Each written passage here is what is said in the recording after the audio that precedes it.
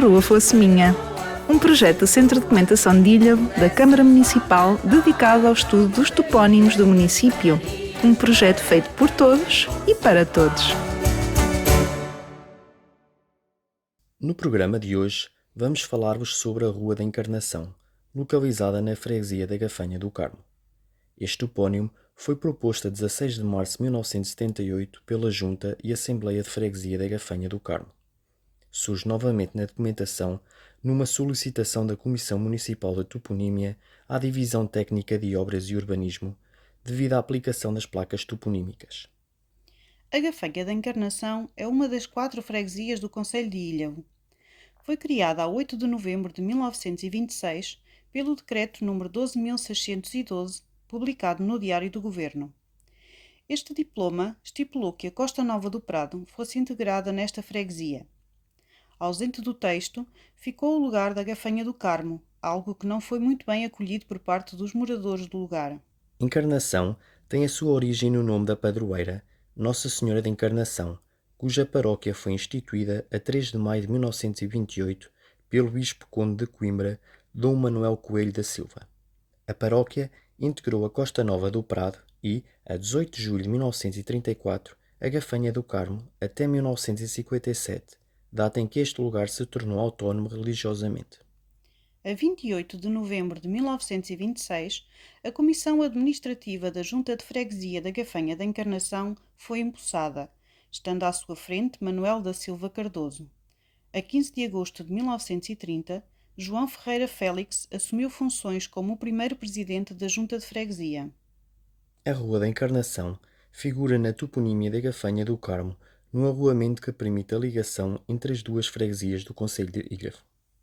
De seguida, vamos ouvir o testemunho de Lídia Fernandes, que nos vai contar as suas memórias sobre a Rua da Encarnação.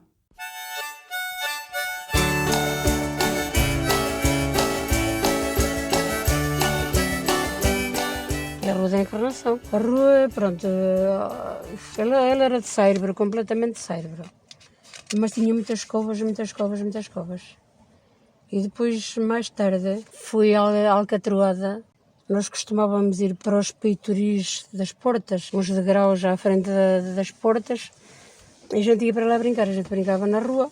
Então, nessa altura, já perto dos anos 70, talvez, a estrada foi alcatroada. Em frente à nossa casa, havia uma acácia muito grande, onde nós, os garotos todos e garotas, nos empleirávamos. A árvore fazia uma espécie de um cavalete, e nós empleirávamos, sentávamos ali e brincávamos uns por cima e outros por baixo, e passávamos ali o nosso tempo. E às escondidas a brincar por ali. Era quando havia iradas grandes de milho, iam de noite a ver se os donos davam por ela, iam às eiras, que as eiras eram muito, muito grandes e cheias de milho na altura, e então levavam sacos, enchiam o milho todo para os sacos e escondiam-no. E de manhã, quando as pessoas acordavam, davam com a falta de milho e pensavam que o tinham roubado, e eles todos a rir, quem tinha feito isso a rir, a vê-los. Depois acabava por se descobrir e brincavam assim, mesmo os adultos já com 40 e tal anos, 50 e tal anos, brincavam assim. Mas quando era para se ajudarem, ajudavam-se todos uns aos outros também. Eu ia malhar à casa dos meus vizinhos, o meu vizinho vinha malhar à minha, e juntavam-se os vizinhos todos a ajudarem-se uns aos outros no dia da malhadela. E antes ainda de haver as máquinas, era o malho, uma coisa de madeira, tinha uma correia de couro agarrado a um pau, onde as pessoas andavam com malho em cima das espigas e a bater no coisa para malhar o milho, pronto. Malhar o milho, a aveia. E ainda quando eu era pequenita, a avó Perpétua contava que durante a noite ouvia uma charrua pela estrada. Pronto, o guinchar da charrua. Quer dizer, ela começou logo a desconfiada, diz que apagou a luz. Naquela altura nós já tínhamos luz, porque o meu pai, antes de ir para Moçambique, já tinha posto luz na casa. Era das primeiras casas que tiveram luz lá na Gafanha, nos anos em 59. E então a avó apagou a luz com medo, porque diz que o lobisomem, se encontrasse luz, depois ia ia à casa de onde se encontrasse a luz. E eu via então a charrua entrar por ali, entrou pelo caminho, e havia um caminho entre uma casa e outra, e chegou lá à frente e pôs-se a assobiar. Quer dizer, fez-se num homem, quer dizer, era um lobisomem. Diziam que um dia a mulher dele que estava a cozer a broa e aparece um cão e agarra-se ao saiote dela, era um saiote vermelho, e ia lá empurrar o cão capado do forno, e o cão não saía, e depois ela bateu-lhe tanto que ele saiu, mas rasgou-lhe o saiote. E o saiote era vermelho e ficou-lhe entranhado nos dentes. Ao outro dia, ele depois fez-se homem e ela viu o homem dela, com o saiote entranhado nos dentes como o cão ia. E depois esse lobisomem era assim, quando apanhava um rastro de charrua ou de cavalo ou de uma coisa qualquer, fazia-se ou no animal ou no objeto que encontrava. Era o lobisomem da Gafanha do Carmo. A avó ia para o mercado vender. Tinha hortaliças que depois de manhã ia vender ao mercado. Ou ia para Ilhavo, ou ia a Beiro, ou ia à Costa Nova. E então lá iam com o cesto à cabeça e a avó então tinha as terras todas semeadas e lá em cima, perto do Pinhal, acabava por plantar couves. E as couves nas terras do pão macho, chamava-lhe o pão macho. O pão macho era a aveia, o centeio, a cevada e o trigo. E eles chamavam-lhe o pão macho. E então as terras do pão macho, depois de tirar o pão macho, tirar o restolho, o restolho era o resto da palha dos cereais. Então as pessoas iam com a mão, geralmente era sempre com a mão naquela altura, quando as terras eram moles, era com a mão. Íamos com a mão, andávamos de joelhos, ia puxar com uma mão e com outra, e arrancar, de quem mais arrancava o restolho.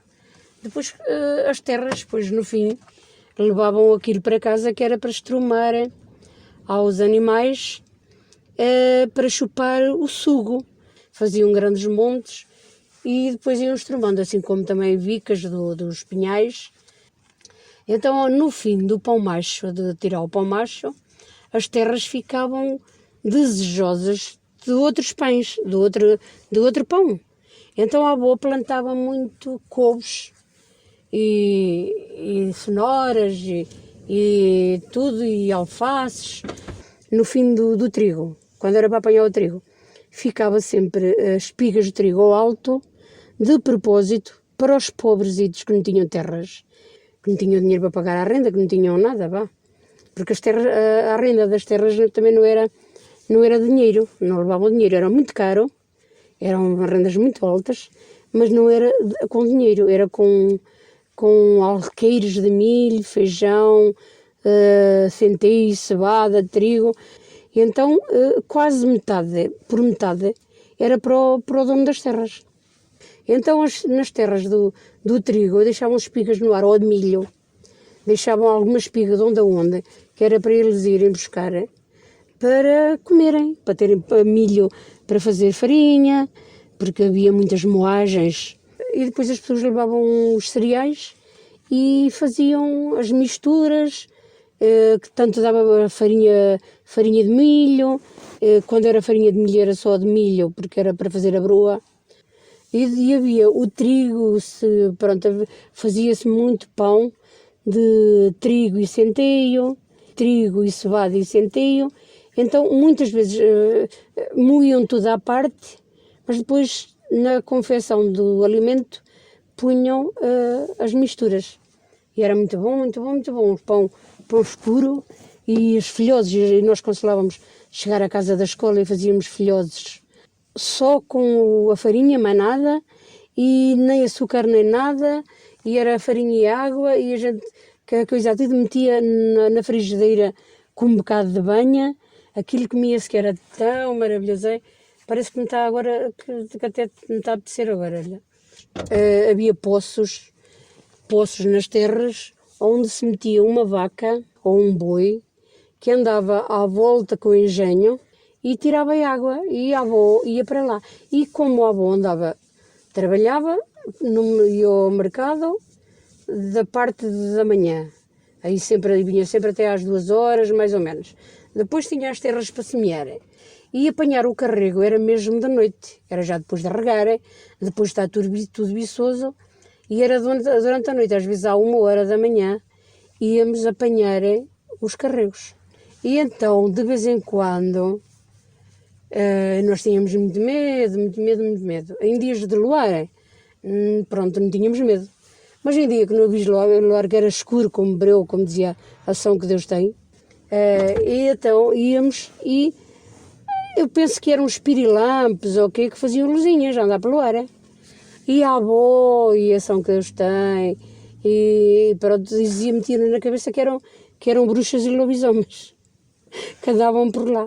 E elas cheias de medo e depois viam as luzes e era que trabalhar à pressa a apanhar o carrego para vir para casa a correr com os carregos à cabeça. Nós éramos da Rua da Encarnação e era tudo ali à volta. O dia da Serra Velha. Na altura havia poucos carros na Gafanha. E então as pessoas, no dia da Serra Velha, juntavam-se os mais novos todos. Iam à casa das pessoas que estavam mais... Não eram velhas, mas aquelas que eles viam que estavam a dormir, que não se via ninguém por perto. Roubavam as vacas, roubavam os bois, roubavam as carroças carregadas de erva, ou de palha, ou até carregadas de milho, que às vezes estava para escamizar, para esmantar. E pegavam nisso e punham as vacas ao carro e levavam-nas para ruas longe. Como não havia carros, pronto, metiam os animais no meio das ruas.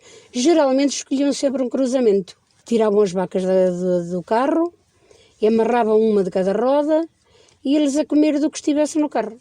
De manhã tinham as vacas com a barriga cheia, as pessoas levantavam-se e iam para dar a comer aos animais, os animais não estavam lá, não estava a carroça, andavam aflitos à procura e os outros a rirem-se. Depois ajudavam-se uns aos outros a procurar. No fim das contas, todos, pronto, aquilo não podiam discutir uns com os outros, porque era para a brincadeira.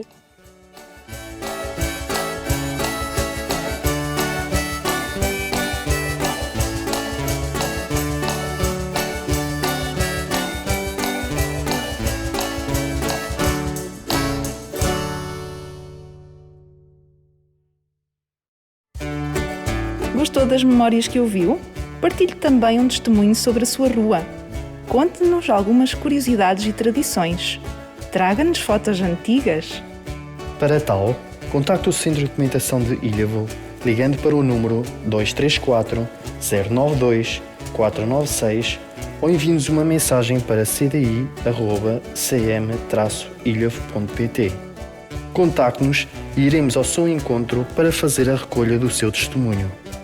Com o projeto Se Esta Rua Fosse Minha, oferecemos o passado como um presente para o futuro da nossa terra.